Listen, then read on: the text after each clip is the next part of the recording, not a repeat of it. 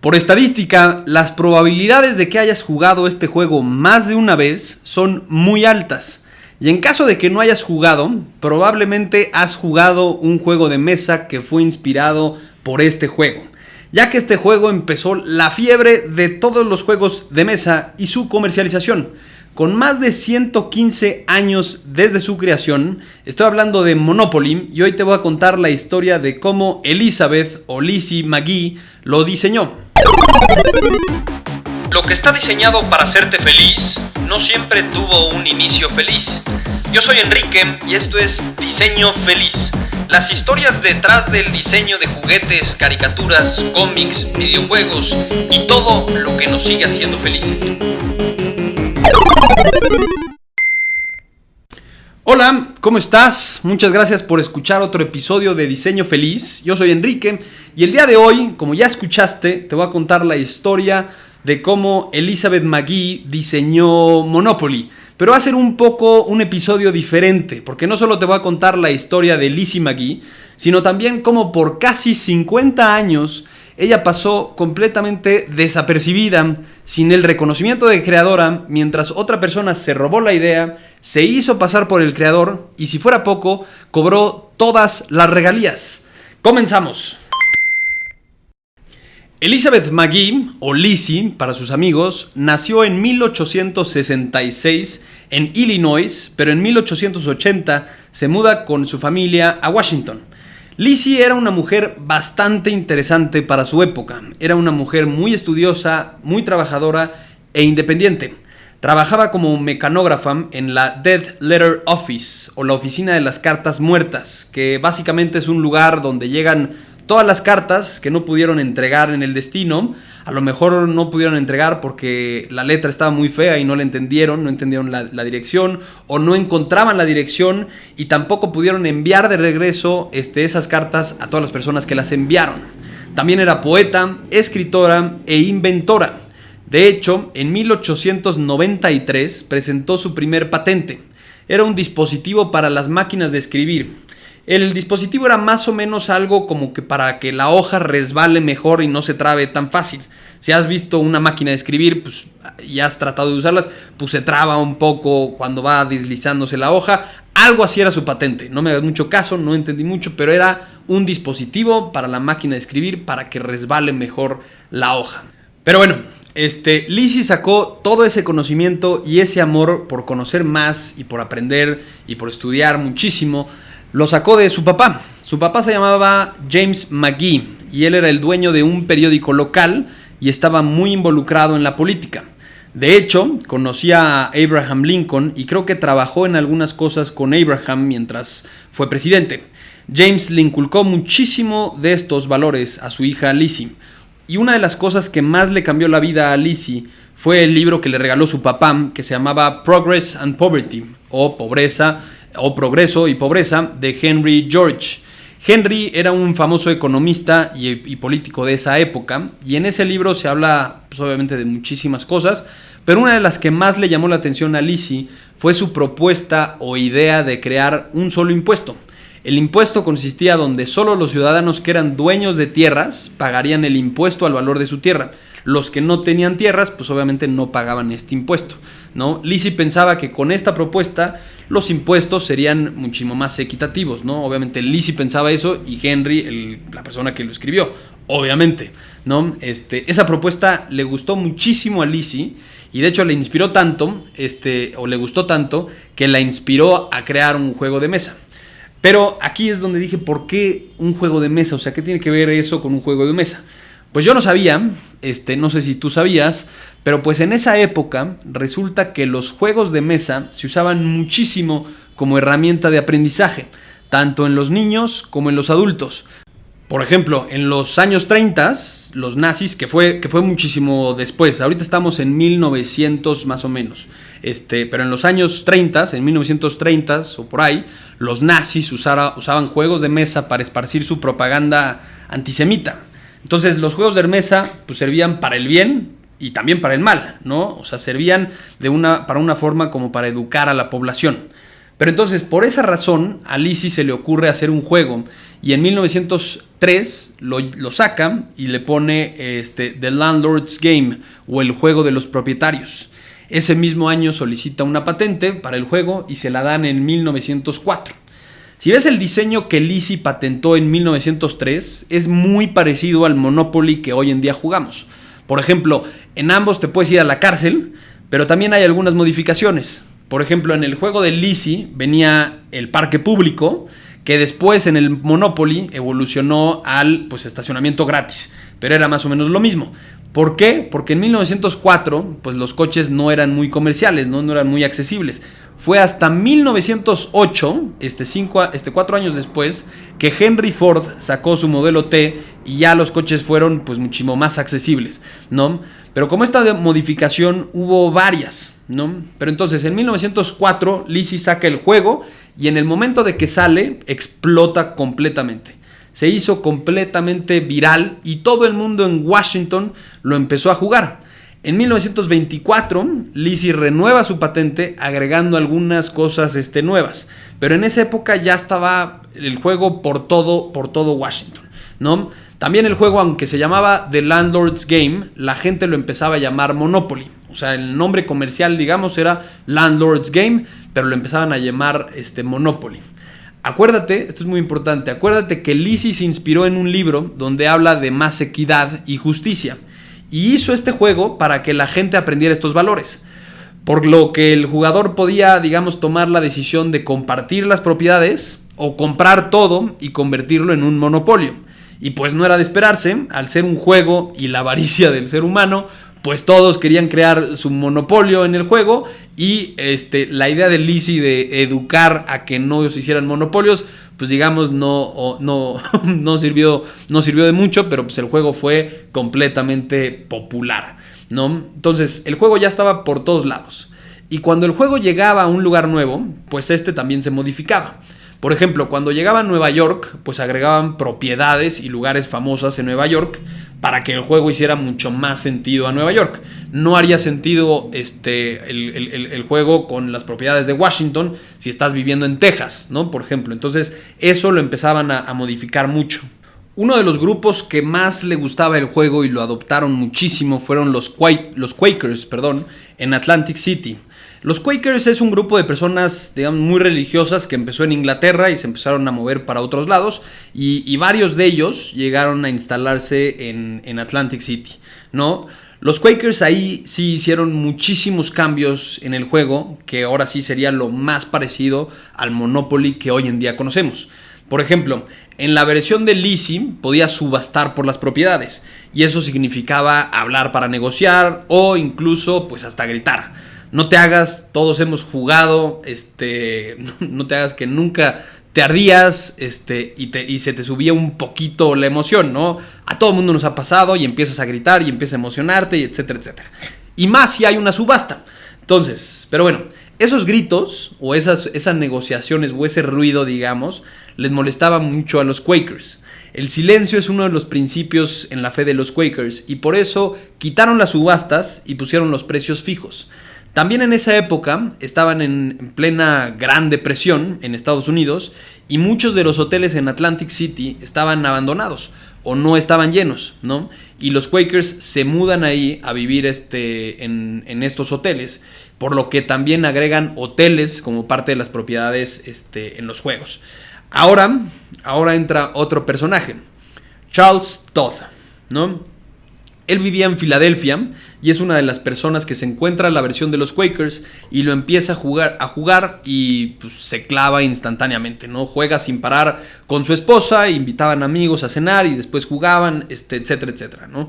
Y uno de esos amigos son los Darrow, que también el esposo se llama Charles. Ahora, Charles Darrow sí es muy importante.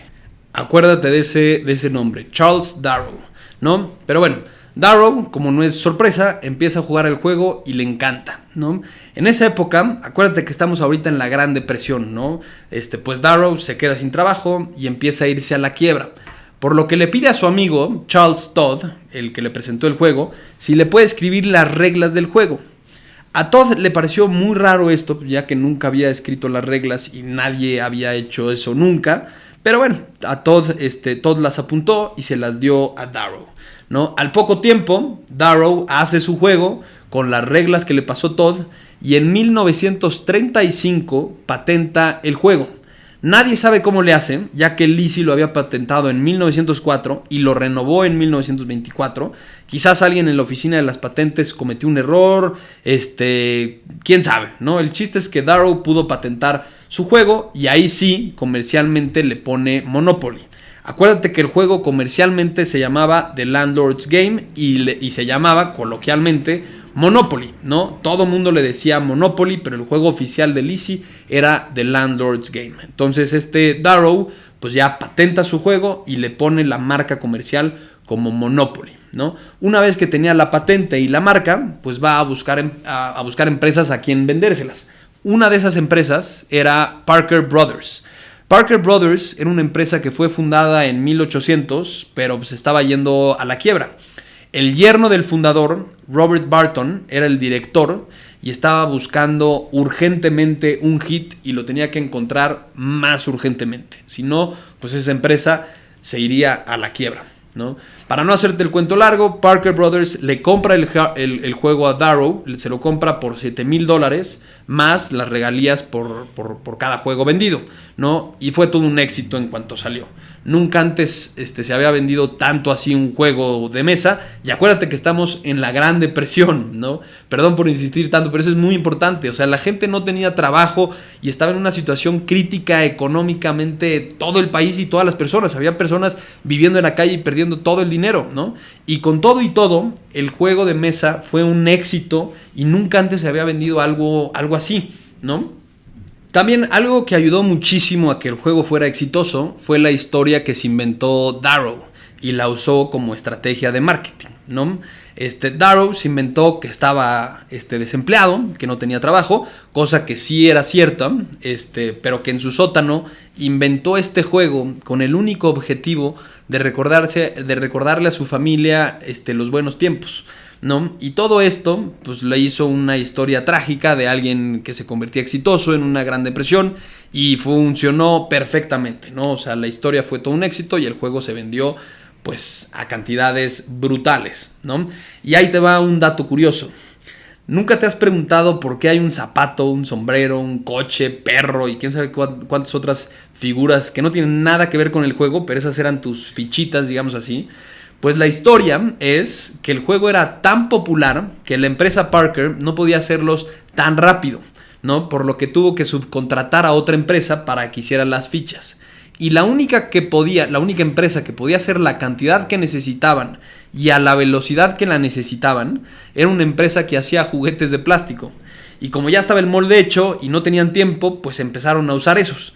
Y era pues la figura del zapato, del coche, del perro, etcétera, etcétera. Entonces por eso esas son las fichas. Pero bueno, en fin. Al poco tiempo, obviamente Lizzie se entera y saltó y estaba furiosa y dijo que eso era una mentira, que ella había inventado ese juego y lo había hecho hace más de 30 años, etcétera, etcétera, etcétera. Pero, tristemente, nadie la peló, ¿no? Únicamente salió una nota en el periódico local en Washington en 1936, donde cubrió la historia de Lizzie y cómo había ganado solo $500 por el juego, mientras que los Parker Brothers y Darrow pues habían hecho millones y millones y millones. Entonces pues nadie le creía a Lizzie, aunque mucha gente decía pues sí, yo ya había jugado eso, pero pues les daba exactamente igual, ¿no? Entonces pasan los años y Darrow se muere pues millonario y con el reconocimiento del creador de Monopoly, y Lizzie pues también se muere, pero pues, sin nada, con manos vacías y sin reconocimiento. Pero la verdad siempre sale a la luz. En esta ocasión pues fue muy tarde para Lizzie, pero en 1970 Ralph Anspach, o no sé cómo se pronuncia, Ralph Anspach era un economista y hace su juego de anti-Monopoly. Lo empieza a vender y empieza a vender bastante. Se vuelve un juego muy muy popular. Pero pues obviamente los abogados de Parker Brothers pues le mandan una carta diciéndole que no puede vender eso, que retire su mercancía y que si no lo hace pues lo demandan, ¿no? Entonces a Ralph no le pareció justo y decide pelearse con un gigante. Monopoly y Parker Brothers, una empresa multimillonaria contra Anti-Monopoly y Ralph, una persona común y corriente. Y empieza la demanda. Ralph al poco tiempo empieza a investigar y conoce la historia de Lizzie y su patente de 1904. Ralph se empieza a obsesionar con encontrar todas las personas que habían jugado el juego antes de la patente de Darrow para armar su caso y encuentra a Charles Todd. Acuérdate que Charles Todd era el que le escribió las reglas a Darrow y lo invitó a jugar por primera vez. Y a muchos otros jugadores más también los contacta y empieza a hablar con ellos, ¿no? Todos conocían el juego y todos los habían jugado, pero nadie había escuchado de Lizzie, ¿no? Pero entonces empieza a armar su caso, empieza la demanda, y para no hacerte el cuento largo, los Parker ganaron una apelación y pueden retirar todos los juegos anti-Monopoly y la empresa los Parker deciden enterrarlos. Eran más de 40,000 juegos de anti-Monopoly, invitan a la prensa, hacen todo un evento y los entierran todos ahí, ¿no? Entonces la empresa pues obviamente los Parker pues, estaban o pensaban que iban a ganar, estaban ya digamos confiados, pensaban que iban a cambiar, pero una de las cosas que cambió todo fue un pequeño error que había hecho Darrow, ¿no? Charles Todd, el que le pasó las reglas a Darrow, era de Filadelfia y obviamente no conocía a Atlantic City. Y al hacer su versión del juego, Todd, escribe una propiedad mal. Esa propiedad mal escrita la copió Darrow y así sale el juego de Monopoly a la venta, ¿no? Esta es una estrategia que usan muchísimo para checar o para investigar a ver pues, cosas de piratería, ¿no? Si copian un error, ¿no? Y con ese simple error y muchas otras pruebas más, pero ese fue digamos la gota que derramó el vaso, pudieron decir que efectivamente Lizzie era la creadora del juego y Ralph ganó el juicio. Al ganar el juicio, Ralph podía vender su juego de Anti-Monopoly y también contar la historia verdadera de Lizzie, el cual se encargó de contarla por todos lados. Incluso salió un libro ahorita bastante famoso que se llama Monopolist, creo, o algo así, de María Pilón o Mary Pilón. Bastante bueno, si lo quieren leer, está por ahí en Amazon. Me imagino que debe de estar disponible ahí. Pero bueno, para Ralph, no era suficiente ganar y quiere desenterrar sus 40,000 juegos de Anti-Monopoly. Pero había un solo problema. Esos 40,000 juegos habían sido enterrados donde ahora había un edificio, ¿no? Entonces pues será un misterio, al menos por muchos años más, encontrar esos 40,000 juegos. Y si eres un coleccionista de juegos de mesa, pues yo creo que esa debe ser una pieza muy valorada. Pero pues hay que ver en qué edificio están abajo y pues hay que desenterrarlos de ahí. Pero bueno, gracias a Ralph le pudieron dar el reconocimiento que se merecía a Lizzie, pero tristemente pues Lizzie no lo pudo ver en vida, ¿no? En 1991 Hasbro compra a Parker Brothers y la marca de Monopoly pasa a la propiedad de Hasbro. En base a lo que he leído, a lo muy poco que he leído y a lo muy poco que sé de leyes, creo que puedes hacer tu propia versión del juego, pero no puedes usar la marca de Monopoly. Eso le funcionó a Ralph, pero se le aventó como unos 10 años y también unas 3 hipotecas para ganar pues, la demanda, ¿no? Si quieres hacer tu versión y pasar por lo mismo, pues adelante, ¿no? Si no, pues compremos un Monopoly y sigamos jugando, o el Anti-Monopoly, o sigamos jugando, etcétera, ¿no? Pero bueno, desde ese entonces, pues obviamente ha habido una infinidad de versiones de Monopoly, como pues, de Star Wars, de dinosaurios, de N cantidad de Monopolies y también N cantidad de copias o juegos similares. Y a partir de ahí, pues obviamente la industria de los juegos de mesa, pues se dieron cuenta que podían explotarla y que podían crecerla a un nivel estratosférico, y los juegos de mesa ahí explotaron y dejó de ser como una herramienta de aprendizaje y más pues como una manera de hacer dinero o hacer un juguete. Pero bueno, eso fue todo. Espero que te haya gustado el episodio de hoy. Espero que te haya gustado la historia de Lizzie, la historia de Monopoly. Yo no tenía ni idea, la verdad me emocioné mucho, o me gustó muchísimo esta historia. Espero que tú también y espero que la hayas pasado muy muy bien. Nos escuchamos en la próxima semana con otro episodio de Diseño Feliz. Muchísimas gracias, nos vemos.